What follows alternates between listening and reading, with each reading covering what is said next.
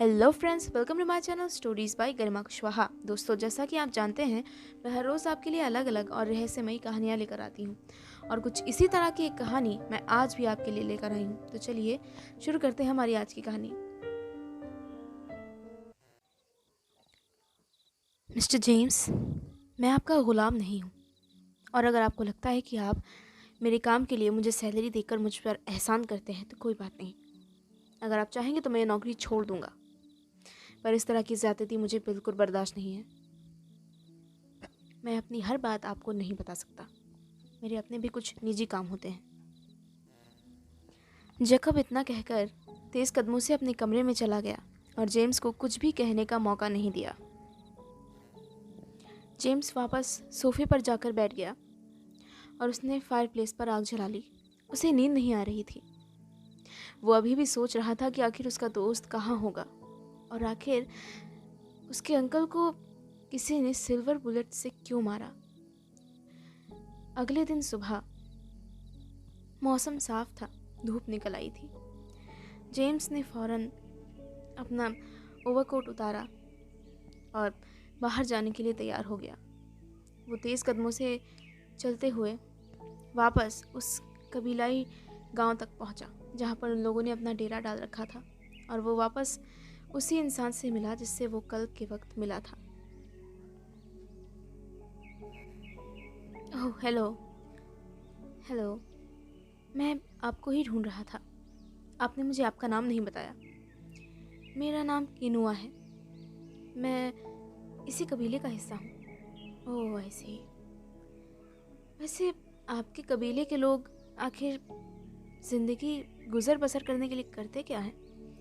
हम लोग बंजारे हैं और हम लोग इस गांव से उस गांव भटकते रहते हैं। मौसम बदलने के साथ ही हम दूसरे शहर चले जाएंगे और वहाँ कोई जगह ढूंढकर अपना बसेरा डाल देंगे। हर मौसम के साथ हम एक नई जगह पर जाते हैं। वैसे आप आपको मुझसे कोई काम था? ओह हाँ, ज़रूर। आपने कल मुझे कहा था कि आप कुछ ऐसे लोगों को जानते हैं जो सिल्वर बुलेट्स का इस्तेमाल करते हैं शिकार करने में। ओह हाँ, वो शिकारी हमारे लिए मसीहे जैसे हैं। वो हमारे कबीले को बचाते हैं उन शैतानों से। किस तरह के शैतान से? मैं जब से यहाँ आया हूँ इस शैतान के बारे में सुन रहा हूँ, पर मुझे कोई इसके बारे में ठीक से नहीं बताता। आपको इसके बारे में कोई भी ठीक से नहीं बताएगा क्योंकि हम में से कोई भी इसके बारे में ठीक से जानता ही नहीं है। हमने सिर्फ उसे रात के वक्त देखा है। वो सिर्फ रात के वक्त आता है और पूरे कबीले में तबाही मचा के चला जाता है। हम पहले इस पहाड़ी पर नहीं रहते थे। हमने जंगल में ही अपना डेरा डाला हुआ था। जंगल के बीच रहना हमें बहुत पसंद था। पेड़ों के बीच, पेड़ों की छाँव में, वहाँ हम बारिश से कुछ हद तक बचे रहते थे। साथ ही साथ हमें शिकार के लिए ज़्यादा दूर नहीं जाना पड़ता था। वैसे भी हमें रोज़मर्रा के खाने के लिए शिकार करना पड़ता है। पर फिर कुछ दिनों बाद हमें पता चला कि इस जंगल में हमारे अलावा भी कोई है, कोई ऐसा जो हमें नुकसान पहुंचा सकता है। पहले ही दिन उसने हमारे कबीले में तकरीबन 20 लोगों को मार डाला और उसके बाद हमने सजग होकर अपनी रक्षा करनी शुरू की। और उसके बाद कुछ बुज़ुर्गों ने हमें इसके बारे में बताया। उन्होंने कहा कि उसे भगाने के लिए चांदी की गोलियों की ज़रूरत है। हमने उसका भी इस्तेमाल किया, पर वो चांदी की गोलियों से मरते नहीं हैं। क्या मतलब है? चांदी की गोलियां शैतानों को मारने के लिए इस्तेमाल होती हैं? हाँ, वही एक ऐसी चीज़ है जिससे वो डरते हैं। चांदी की गोलियां, उससे वो मरते नहीं हैं, बस कुछ वक्त के लिए कमज़ोर हो जाते हैं। बस कुछ ही वक्त। हर अमावस की रात वो गायब हो जाते हैं और उसके बाद चांद निकलते ही फिर से दिखना शुरू कर देते हैं। मुझे आज तक समझ नहीं आया कि ये चीज़ कहाँ से आई। हम हर बार यही करते हैं। इस मौसम में हम इसी गांव में आकर इसी जंगल में अपना डेरा डालते हैं। ये जगह हमारे लिए बहुत अच्छी है, पर इस बार यहाँ आना ही हमारे लिए मुसीबत बन गया है और हम इस वक्त अपने परिवारों को लेकर और कहीं जा भी नहीं सकते क्योंकि हमने सफ़र करने लायक सामान नहीं जुटाया है। मैं समझता हूँ, अगर आपको शिकारी से मिलना है तो यहाँ दो ऐसे लोग हैं जिनसे मैं आपको मिला सकता हूँ, जिनके बारे में मैं जानता हूँ। अगर उसके अलावा भी कोई है तो उसके बारे में मैं नहीं जानता। ये है मिस्टर लॉरेंस। हेलो। ये शुरू से ही हमारे कबीले में शामिल नहीं थे, पर हमने इन्हें बाद में हमारे कबीले में शामिल किया है। इनका निशाना बहुत गजब का है। ओह, हेलो मिस्टर लॉरेंस, मेरा नाम है जेम्स मैकार्थी। बताइए, क्या आप सिल्वर की बुलेट्स का यूज़ करते हैं? हाँ, ज़रूर मैं करता हूँ। उस शैतान को मारने के लिए और किसी तरह की गोली काम नहीं करती, सिर्फ सिल्वर बुलेट्स ही हैं जिससे हम उन्हें मार सकते हैं। ओके, क्या मैं आपकी गन देख सकता हूँ? मुझे बस उसे देखना है, उसके अलावा और कुछ नहीं, अगर आपकी इजाज़त हो। हाँ ज़रूर, मैं उसे हमेशा मेरे साथ रखता हूँ। ये लो।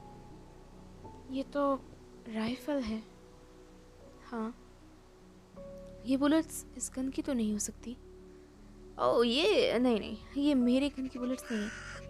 ये तो किसी शॉट गन की बुलेट्स लगती हैं, और मैं ऐसी बंदूक नहीं रखता। जानते हो, राइफ़ल को चलाने का जो अपना मज़ा है वो और किसी बंदूक में नहीं है। ओह, आपका शुक्रिया, आप जा सकते हैं। अब ठीक है, अब क्या तुम मुझे उस दूसरे इंसान से मिला सकते हो जो ये काम करता है? ओह हाँ ज़रूर, वो वहाँ रहते हैं उस घर पे। शुक्रिया तुम्हारा। वो दोनों उस घर के पास गए और उन्होंने घर का दरवाज़ा खटखटाया। कुछ देर बाद दरवाज़ा खुल गया और उसके बाद अंदर से एक वृद्ध से व्यक्ति बाहर आए। यह आकृति और चेहरा कुछ जाना पहचाना सा लग रहा था। ऐसा लग रहा था जेम्स ने उसे पहले भी कहीं देखा हो। धीरे धीरे उसे याद आया, ये इंसान कुछ वैसा ही दिख रहा था जैसा इंसान उसने उस रात जंगल में देखा था जब वो कबीलाई लोगों के पास से घर वापस लौट रहा था और उसने जेम्स की जान बचाई थी। जेम्स ने उससे फ़ौरन पूछा, हेलो, आपका नाम? मेरा नाम ईवान है। ईवान, हाँ, मैं इसी कबीले में रहता हूँ। बताइए, आपको मुझसे कुछ काम था? ओह हाँ, मेरा नाम जेम्स है और मैं जानता हूँ, देखा है मैंने तुम्हें। जी, मैं बस आपसे इतना पूछना चाहता था कि क्या आप, मेरा मतलब है कि आप मुझे आपकी गन दिखा सकते हैं? अब मैं बस जानना चाहता था कि आप किस तरह की बुलेट्स यूज़ करते हैं। ओह ज़रूर, ये देखो। ओह, ये तो एक शॉट गन ही है। जेम्स ने अपनी आंखें ऊंची उठाते हुए कहा और अजीब नज़रों से उस व्यक्ति की तरफ घूरा।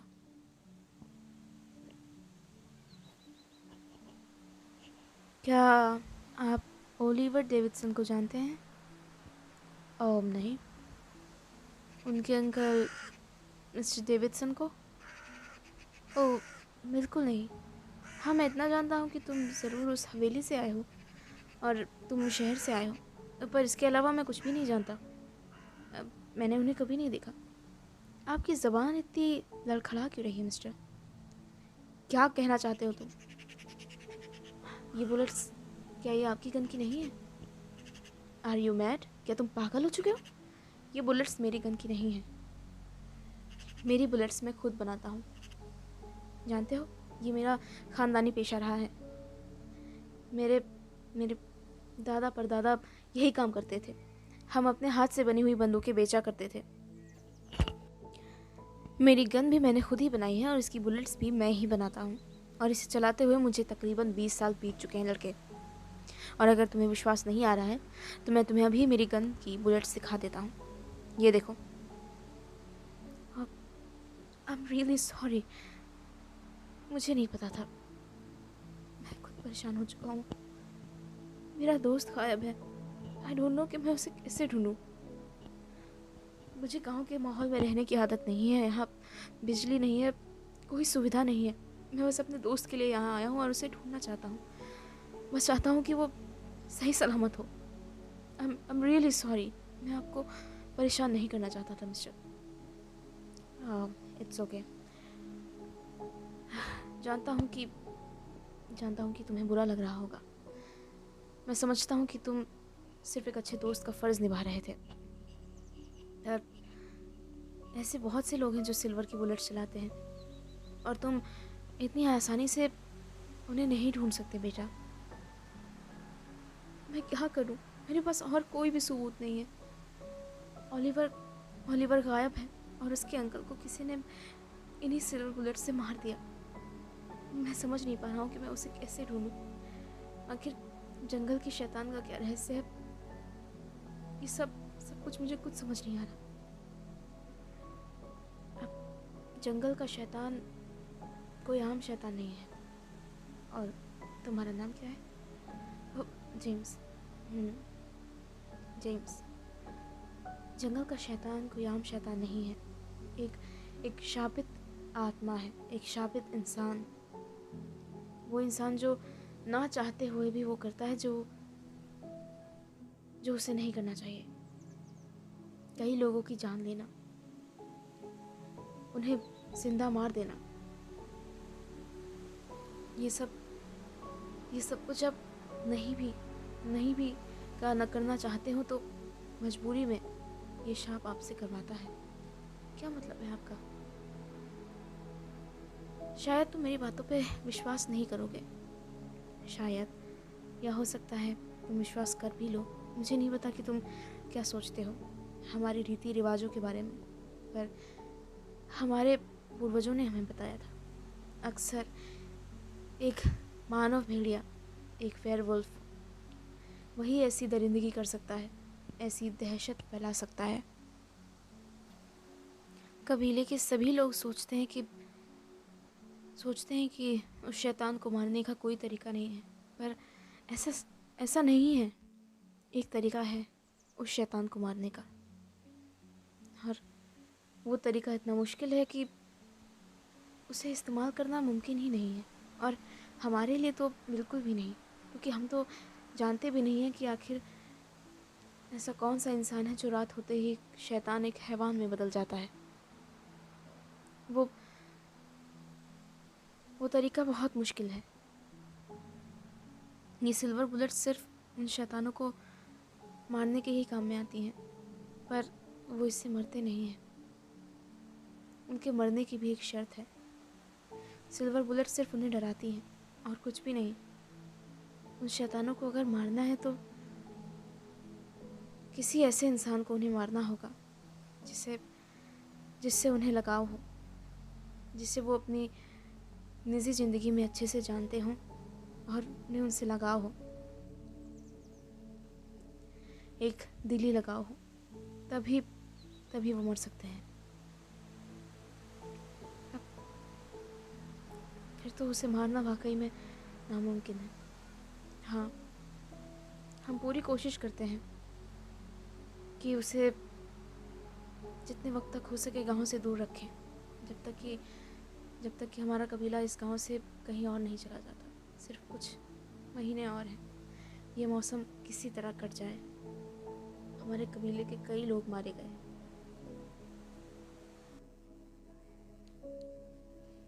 मुझे नहीं पता कि वो शैतान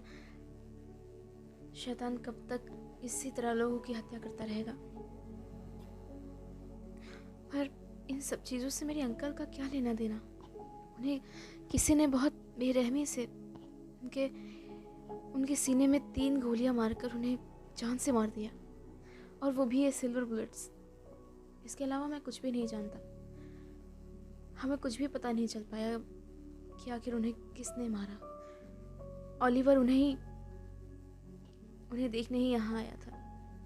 जब उनकी मौत हुई, बिना हमें कुछ बताए उनका क्रियाकर्म कर दिया गया, उन्हें दफना दिया गया, और हम कुछ भी नहीं कर पाए।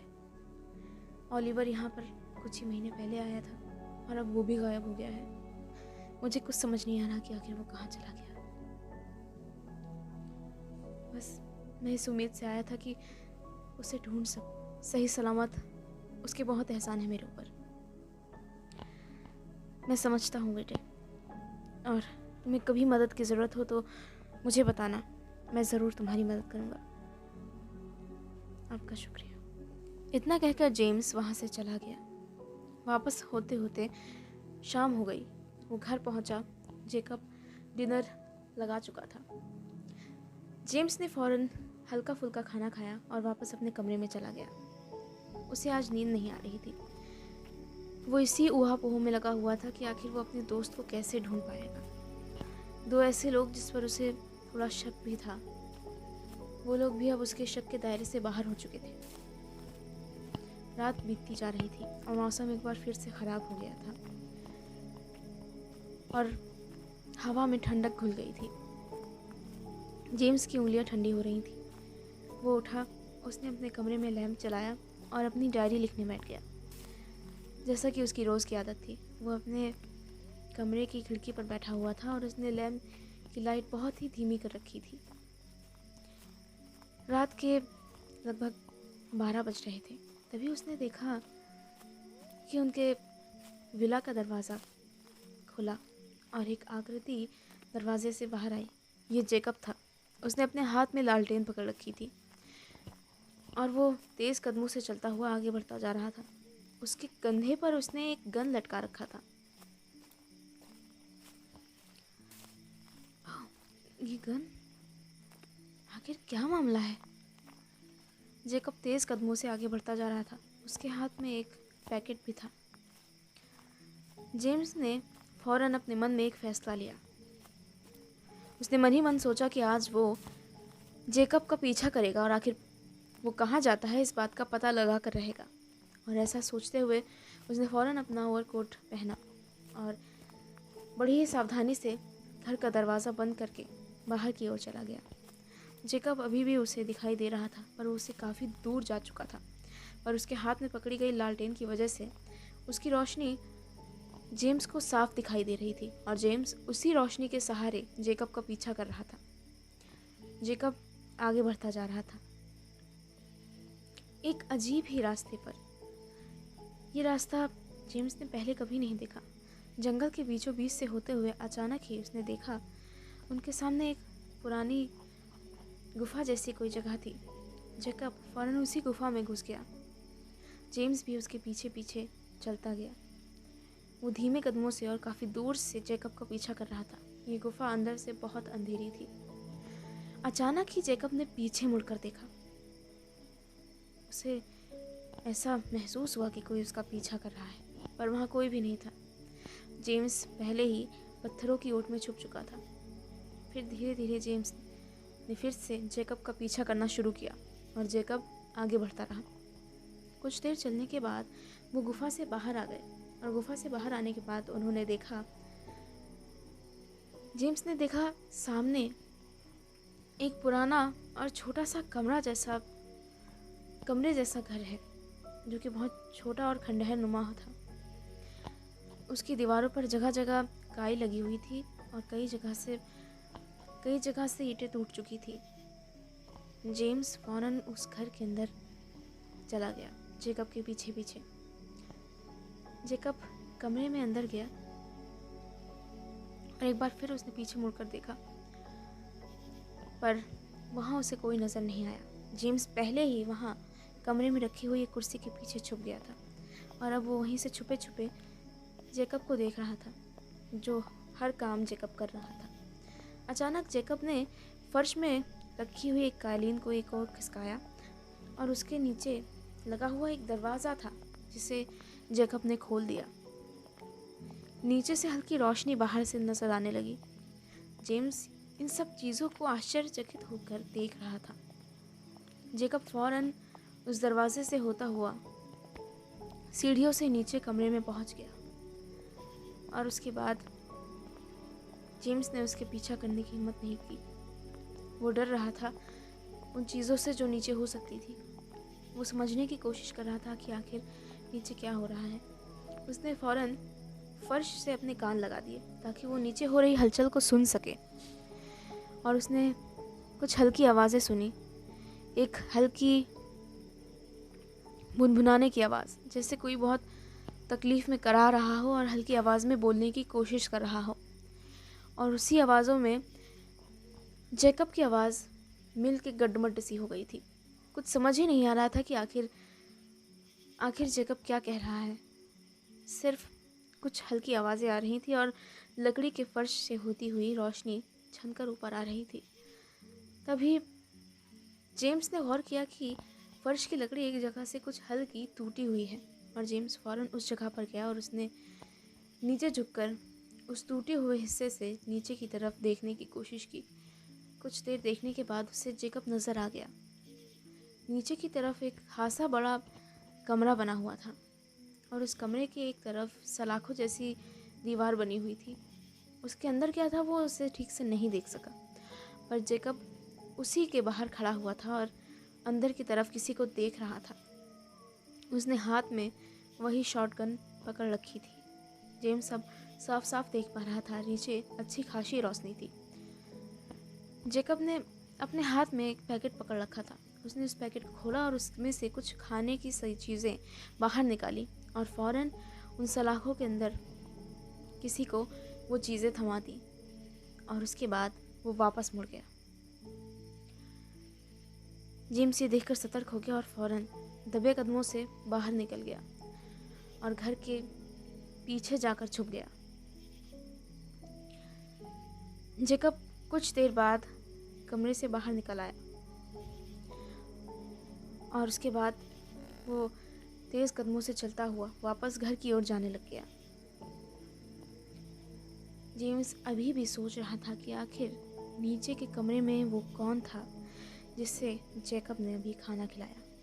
तो दोस्तों, मुझे उम्मीद है कि मेरी आज की वीडियो आपको ज़रूर पसंद आई होगी। अगर आप मेरे चैनल पर नए हैं तो प्लीज़ मेरे चैनल को सब्सक्राइब कर लीजिएगा और अगर आपको वीडियो पसंद आई हो तो वीडियो को लाइक और शेयर ज़रूर कीजिएगा। अगर आपने आपकी लाइफ में कोई ऐसा पैरानॉर्मल इंसिडेंट फेस किया है तो उसे भी मेरे साथ शेयर ज़रूर कीजिएगा और मैं आपकी कहानी को मेरी वीडियो का हिस्सा बनाऊंगी। Thank you.